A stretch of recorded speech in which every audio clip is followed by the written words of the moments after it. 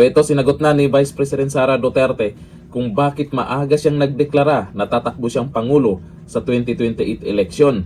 Ito sinare po ni Kapil ang interview po ni VP Sara na kung saan pinaliwanag niya kung ano talaga ang dahilan niya. Itong video. Hindi talaga po tiniming itong pag-announce ninyo. Walang timing ito. Talagang nasa puso nyo lang. Tsaka, VP, tuktukan ko yon para isang sagutan na lang. Kasi, bakit ganito kaaga? Ikaw daw, in history, ng mga nag-declare, yung pinakamaaga, bakit Ash Wednesday daw? Nag-speculate talaga yung mga tao. Kung maaalala ninyo, nandun yun sa speech. Kasi inisip ko na talaga yun eh.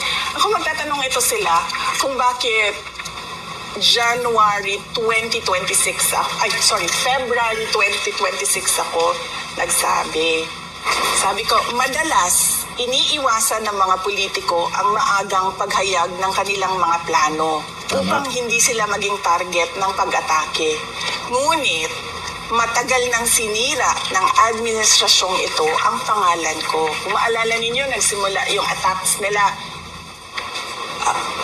September, October 2023. Matagal na akong inaatake gamit ang buong makinarya ng kapangyarihan mula sa mga scripted na investigasyon na ibinalot sa katagang in aid of legislation, sa pagkidnap ng aking ama, hanggang sa mga samot-saring paratang na pilit nilang inuulit-ulit hanggang magmukhang totoo. Okay. So ito yung reason. Di ba yung mga politiko, hindi sila nagde-declare dahil takot sila, habulin sila ng kalaban nila eh. Di ba? Mabinay, sabi nga nila. Oo. Silang mabinay. Oo. Kakasuhan ka, iimbestigahan ka. Ginawa na nila lahat yun eh. Di ba? So ano pa bang i-delay ko sa sasabihin ko na tatakbo akong Pangulo ng Pilipinas? Sinabi ko sa lahat, gagawin ko yon December of 2026. Inagahan ko lang ng ilang buwan. So wala namang kakaiba doon. Ibig sabihin lang yan, hindi natakot si VP Sara Duterte sa patuloy niyong paninira sa kanya. Mula noon hanggang ngayon, patuloy pa rin kayong paulit-ulit yung impeachment na yan, confidential fund, at kung ano-ano pa. Alam ni VP Sara, nakakampi niya ang taong bayan. Maganda yan, at least kung ano yung pwedeng ibato kay VP Sara, ilabas nila lahat ngayon.